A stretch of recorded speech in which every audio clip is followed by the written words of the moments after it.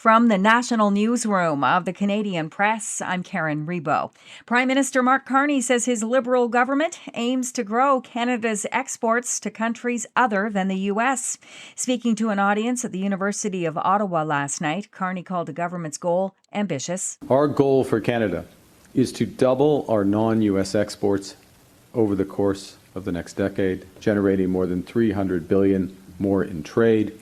And that's new orders for Canadian resources, technologies, and expertise. Carney also laid out some of what will be in his government's upcoming federal budget next month, including balancing the budget within 3 years. Conservative leader Pierre Poilievre met privately with Prime Minister Carney yesterday on Parliament Hill to share what he would like to see in the government's first budget next month. So I think we've been very reasonable in basically insisting that the Prime Minister live up to the very big promises that he made of himself.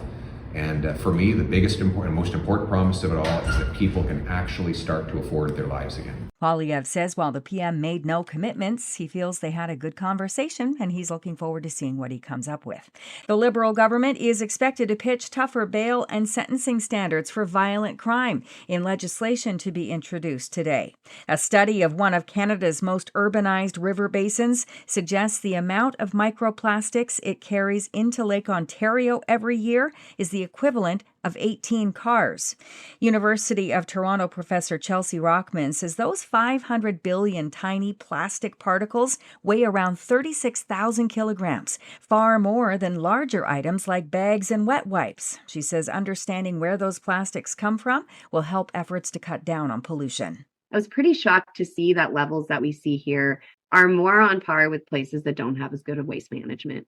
So there's a lot we can do, but it's really important that I think we monitor. We know all these different sources and we pull on the levers of each source at a time, which is a lot of work, but it's what has to be done. Toronto Blue Jays legend Joe Carter admits his stress levels ran high Monday night while he was watching Game 7 of the American League Championship Series.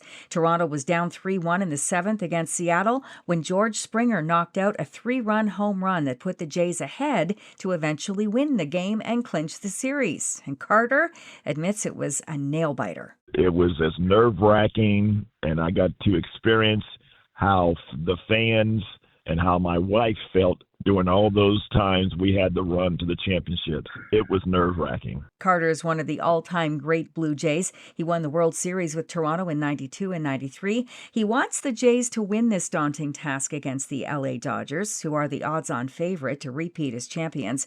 But he says the Blue Jays are going to make the Dodgers really play. He's predicting a good series and a Jays victory in 7 games. This is the Canadian Press.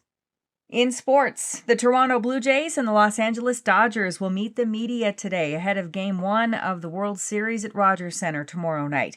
Both clubs will work out and face the cameras. Prime Minister Mark Carney will be among those dropping by to watch this afternoon's Blue Jays practice. In the NBA, R.J. Barrett scored 25 points and Brandon Ingram contributed 16 points and 9 rebounds in his Raptors debut as Toronto thumped the Atlanta Hawks 138-118 in the season opener for both teams.